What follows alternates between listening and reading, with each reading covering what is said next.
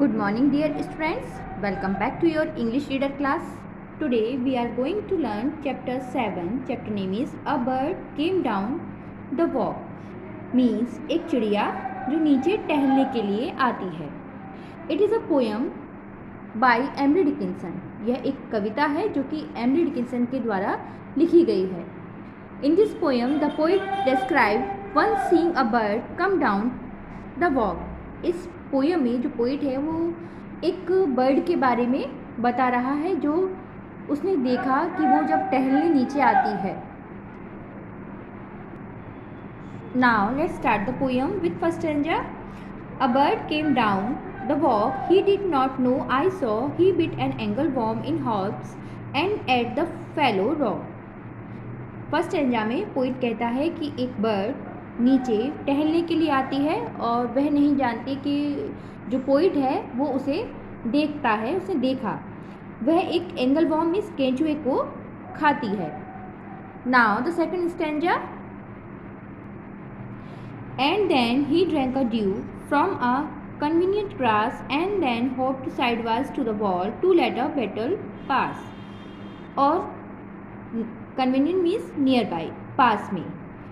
जो जहाँ पर वो बर्ड है वहीं पास में जो ग्रास है उस पर जो ओस की बूंदें, ड्यू मीन्स ओस की बूंदें हैं, उसको वो ड्रैंक पीती है. और होप्ड मीन्स कूद कर जो साइड वाइज वॉल है, दीवार है, वो वहाँ पर चली जाती है. Now third stanza. He glanced with rapid eyes that hurried all around.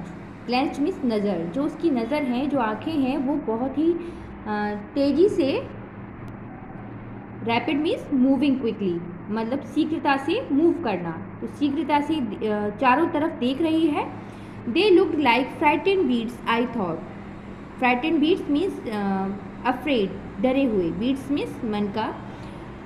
उसकी जो आँखें हैं वो चारों ओर देख रही हैं बहुत तेज़ी से और वो कुछ डरी हुई लग रही है, ऐसा मैंने सोचा. जो पोइट है वो कह रहा है. He straightened his velvet head like one in danger, cautious. I offered him a crumb, and he unrolled his feathers and brought him softer home. Straightened means moved. जो उसका वेलवेट हेड है, सिर है, वो उसको बहुत तेज़ी से मूव कर रही है और उसे लग रहा है कि वहाँ पर कोई डेंजर, कोई खतरा है, तो वो कॉशियस, सतर्क हो जाती है.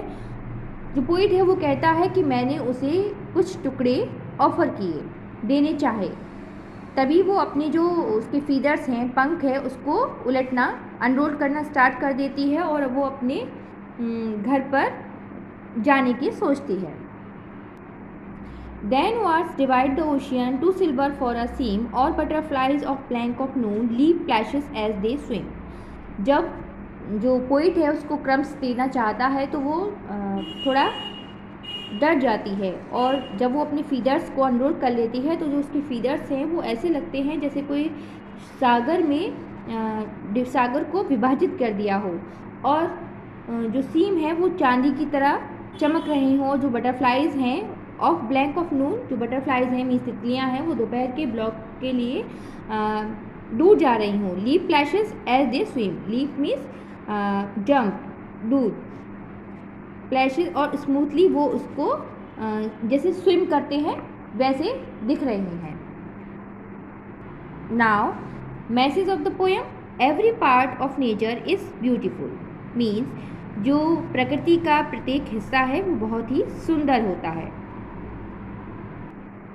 Now I will explain the word meaning and question answer of this chapter. First I will explain word meaning. First, raw, not cooked means पका हुआ नहीं. सेकेंड, कन्वीनियंट, नियर बाई, पास में. Third, glanced, give a quick look, शीघ्रता से एक look देना. Fourth, rapid, moving quickly, शीघ्रता से गति करना. फिफ्थ, फ्राइटेंड, अफ्रेड, डरे हुए. सिक्स, स्ट्रेल्ड, मूव्ड, गति. Seven, cautious, very careful means सतर्क.